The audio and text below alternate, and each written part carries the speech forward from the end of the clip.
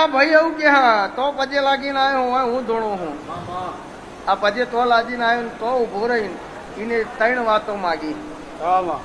મને ખબર નહીં પણ તો બોલો અને ઓય સંભળાય તો એનો મતલબ એવો કે વચ્ચે એર નહીં અને જો એર ના હોય ને લેર જ હોય નકા બોર્ડમાં જો કદાચ મોટર પાણી ઉઠાવો નીચેથી પણ એમાં એર આવે ને તો એ છોડ દે એમ સેવક વચ્ચે માતા વચ્ચે એર ના આવે તો લેર જ આવે એટલે મને એવું માગ્યું કે માતાજી પેલા કહો તો 2.5 કરોડ રૂપિયાનું સેટિંગ કરો બોલો હા મારું કરવાનું છે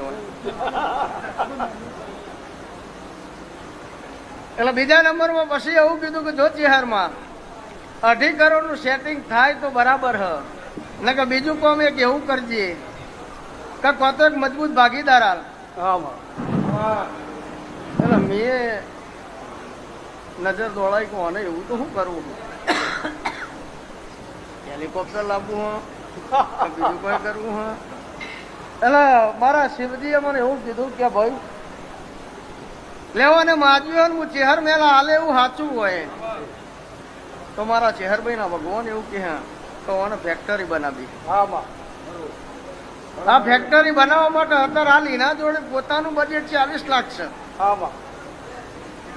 અને સેટિંગ કરવાનું 3.5 કરોડનું કારણ મને ચેહરને ખમા કહેતા આવડતી હોય અને સેટિંગ મારું શિવજી પાડતો હોય તો ભાઈ આજે ચિયો વાર હે રવિવાર બુધવારના બપોરના મેલા 3 વાગશે એટલે 60 લાખનું સેટિંગ તમે કર્યું એમાં 3 જોડો સેટિંગ કરી કદાચ